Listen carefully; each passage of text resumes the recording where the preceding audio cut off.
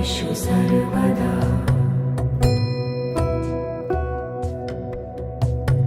वक्रतुण्ड महाकाय सूर्यकोटि समप्रभ public welcome to the another blog और नाही आणि मराठीमध्ये आजचा ब्लॉग मराठीत असणार आहे. गणपती बाप्पा मोरया.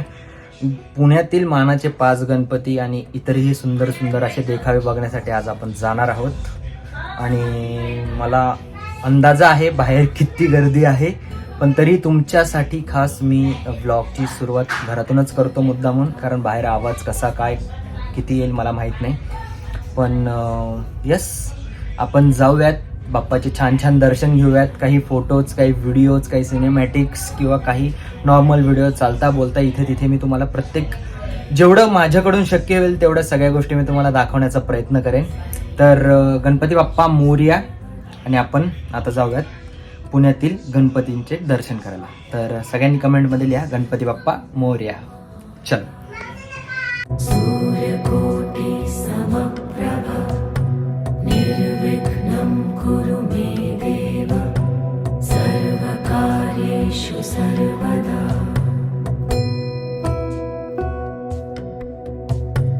वक्रतुण्ड महाकाय सूर्यकोटि समप्रभ निर्विघ्नं कुरु मे देव सर्वकार्येषु सर्वदा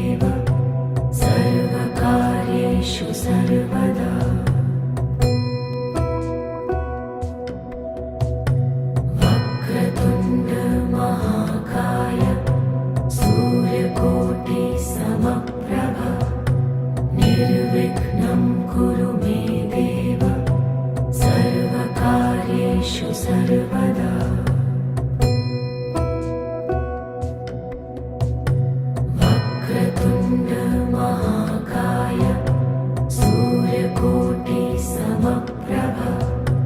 निर्विघ्नं कुरु मे देव सर्वकार्येषु सर्वदा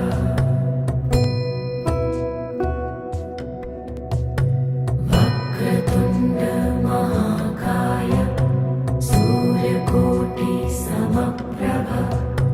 निर्विघ्नं कुरु मे देव सर्वकार्येषु सर्वदा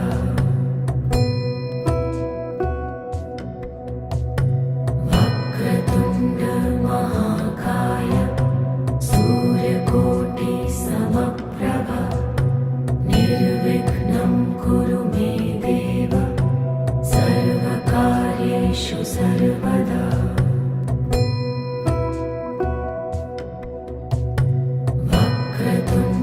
वक्रतुण्डमहाकाय सूर्यकोटिसमप्रभ निर्विघ्नं कुरु मे देव सर्वकार्येषु सर्वदा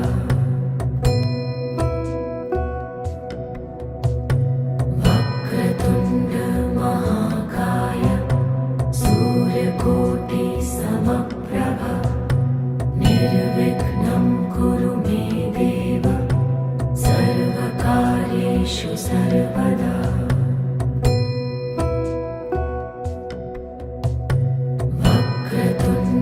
वक्रतुण्डमहाकाय सूर्यकोटिसमप्रभ निर्विघ्नं कुरु मे देव सर्वकार्येषु सर्वदा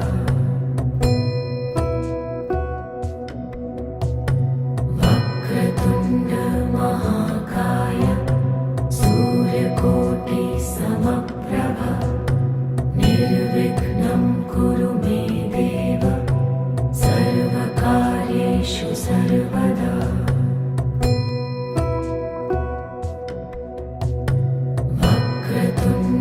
वक्रतुण्डमहाकाय सूर्यकोटिसमप्रभ निर्विघ्नं कुरु मे देव सर्वकार्येषु सर्वदा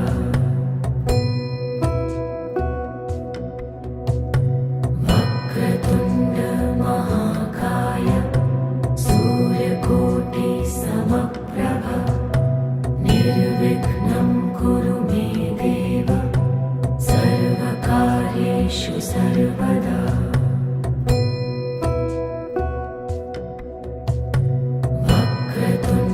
वक्रतुण्डमहाकाय सूर्यकोटिसमप्रभ निर्विघ्नं कुरु मे देव सर्वकार्येषु सर्वदा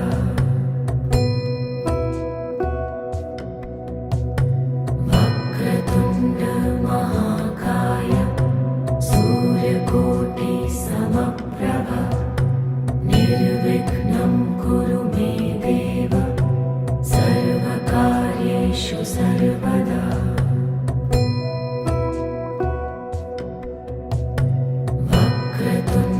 वक्रतुण्डमहाकाय सूर्यकोटिसमप्रभ निर्विघ्नं कुरु मे देव सर्वकार्येषु सर्वदा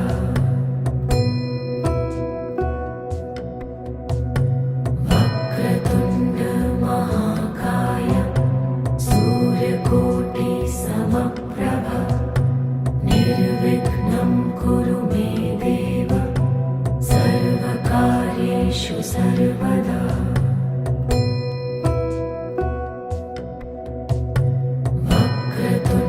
वक्रतुण्डमहाकाय सूर्यकोटिसमप्रभ निर्विघ्नं कुरु मे देव सर्वकार्येषु सर्वदा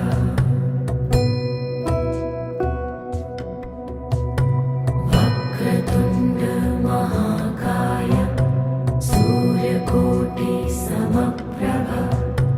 निर्विघ्नं कुरु मे देव सर्वकार्येषु सर्वदा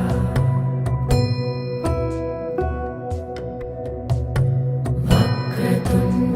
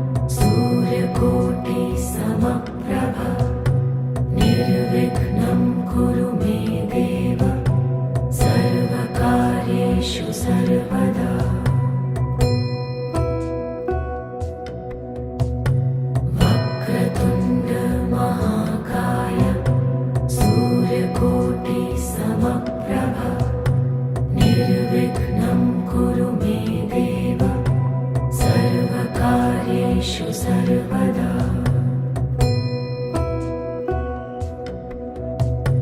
वक्रतुण्ड महाकाय सूर्यकोटि समप्रभ निर्विघ्नं कुरु मे देव सर्वकार्येषु सर्वदा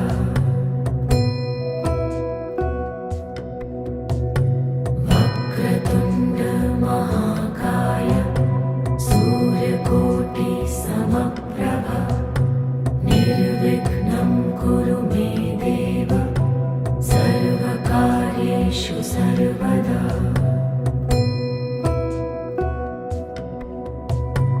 वक्रतुण्ड महाकाय सूर्यकोटि समप्रभ निर्विघ्नं कुरु मे देव सर्वकार्येषु सर्वदा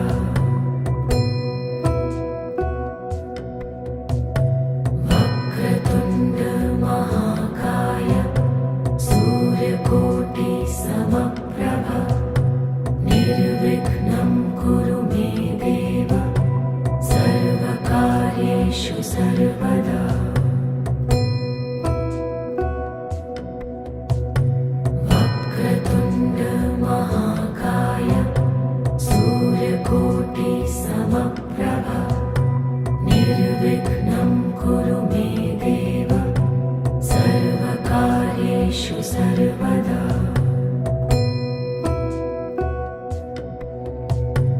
वक्रतुण्ड महाकाय सूर्यकोटि समप्रभ निर्विघ्नं कुरु मे देव सर्वकार्येषु सर्वदा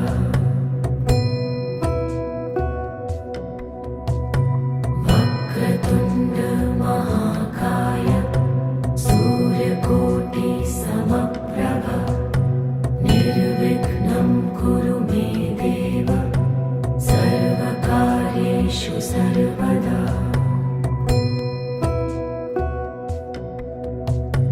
वक्रतुण्ड महाकाय सूर्यकोटि समप्रभ निर्विघ्नं कुरु मे देव सर्वकार्येषु सर्वदा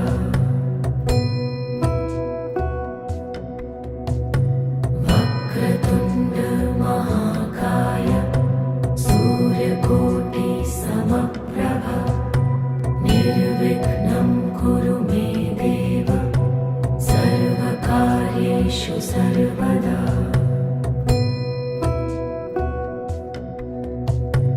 वक्रतुण्ड महाकाय सूर्यकोटि समप्रभ निर्विघ्नं कुरु मे देव सर्वकार्येषु सर्वदा वक्रतुण्ड महाकाय सूर्यकोटि समप्रभ निर्विघ्नं कुरु मे देव सर्वकार्येषु सर्वदा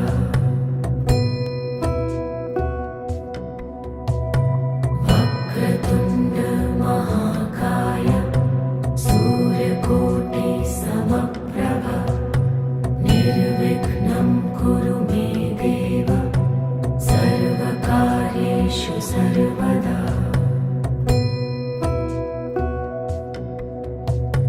वक्रतुण्ड महाकाय सूर्यकोटि तर अशा प्रकारे तुम्ही बघितले माझ्याकडून जेवढं होईल तेवढ्या पद्धतीने मी गणपतीचं दर्शन तुम्हाला देण्याचे प्रयत्न केले. पण खूप खूप खूप गर्दी आहे पुण्यामध्ये. माझी तुम्हा सगळ्यांना नम्र विनंती आहे, लहान मुलं लेडीज यांची खास करून काळजी घ्या. जमलंच तर लहान मुलांना गर्दीत घेऊन येऊ नका, कारण आत्ता तब्बल 4:30-5:45 झालेले आहेत आणि गर्दीचं कमी व्हायचं नाव नाही आहे. आणि दगडूशेठ गणपतीला दर्शनासाठी मिनिमम 3-4 तास लागत आहे. जिथे जिथे देखावे आहे तिथे 2 ते 2.5 तास तुम्ही मानून चाला आणि त्या पद्धतीने या. आणि पुढच्या वर्षीची पण तुम्ही जी काही प्लॅनिंग करणार ती त्या पद्धतीनेच करा. तर गणपती बाप्पा मोरया. भेटूया आपण पुढच्या ब्लॉगमध्ये.